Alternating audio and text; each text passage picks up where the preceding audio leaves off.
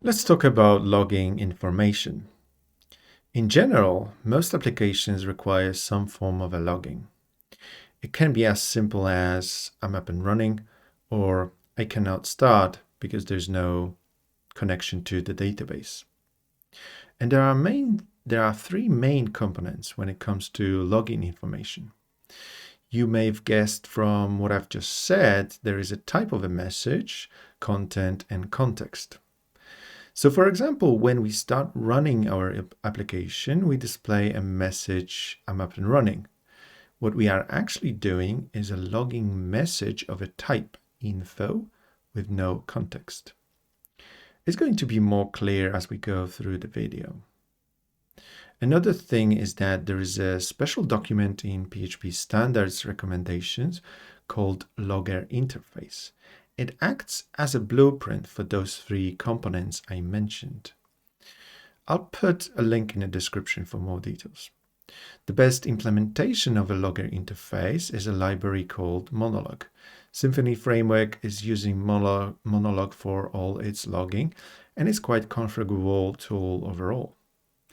I want to show you how Monolog works, and hopefully we can get an idea when and how to use it for our future projects. So let's begin. I'm going to install Monolog library into our index.php demo file. We can initialize Logger, and we can provide a channel name, which can be any name. I'm going to call it a channel 1. I can log first message of a type info.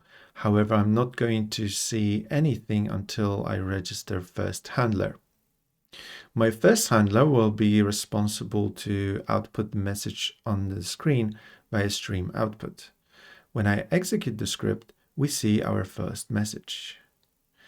Then I can also manipulate format for our message by setting JSON formatter. I can also set an option in a JSON formatter so that we get more readable version. Now we tell our handler to only show messages above error types. Anything below, like info, won't be shown. When I execute script, the info type message is ignored, but the error type is displayed. I'm adding some context just to show that we can log additional information as well.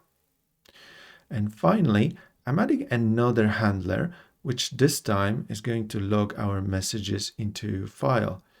And I want to use HTML formatting, which allows me to view the messages in a browser. That means when we log an error message, we get one message via stream output and one saved into the file. As you can imagine, it's a very powerful tool if used correctly. We can log our information depending on the type of the message. We can add multiple handlers which are responsible for sending our messages, and we can set their formatters or even create our own.